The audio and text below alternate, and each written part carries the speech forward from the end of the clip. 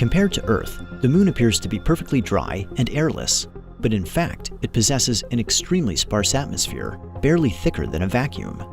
From late 2013 to early 2014, a NASA mission called LADEE explored the lunar atmosphere and dust environment. Now, LADEE's observations have led to a new discovery about the Moon's water.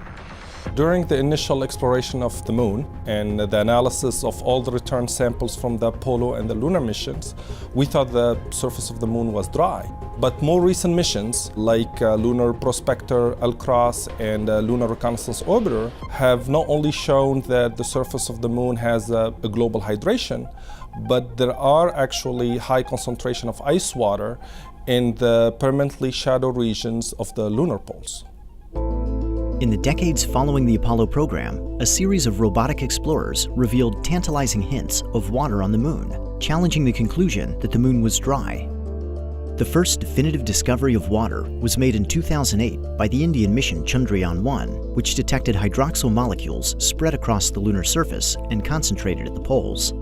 The following year, NASA's LCROSS mission deliberately impacted part of its launch vehicle into the southern crater Cabeus, ejecting a plume that contained water ice. These discoveries showed that the Moon harbors water and that the highest concentrations occur within darkened craters at the poles. But questions remained about the abundance of water at the Moon's mid-latitudes. Now, data from LADEE are beginning to provide answers.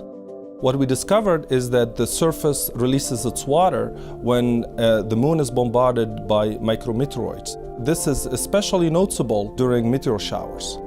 What we also found is that the surface that's releasing the water is being protected by a layer of few centimeters of dry soil that can only be breached by large micrometeoroids. When the micrometeoroids impact the surface of the Moon, most of the material in the crater is vaporized. There is also a shock wave that propagates outward. That shock wave carries enough energy to release the water that's coating the grains of the soil. Most of that water will get released into space, and that's the signature that LADEE detects with its instrument from its orbit.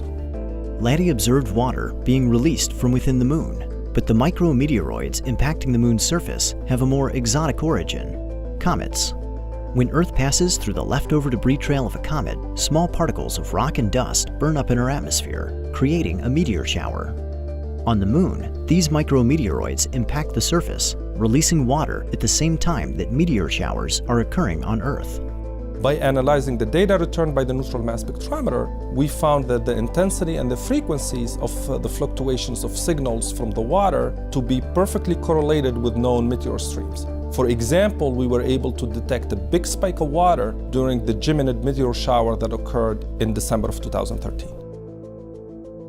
Knowing how much water is available at the Moon's mid-latitudes is important for future exploration. LADEE's observations showed that beneath 3 inches of dry lunar soil is a wet layer 10 feet deep. But on the Moon, wet is a relative term.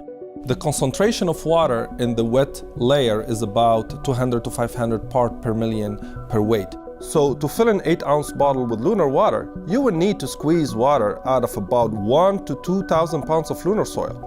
So while the wet surface is wet, it's drier than you think. The search for water on the Moon spans 5 decades and is of great interest to future exploration. Thanks to LADEE, we now know that trace amounts of water are widely distributed across the lunar surface, improving our understanding of the Moon's geologic past and its continued evolution.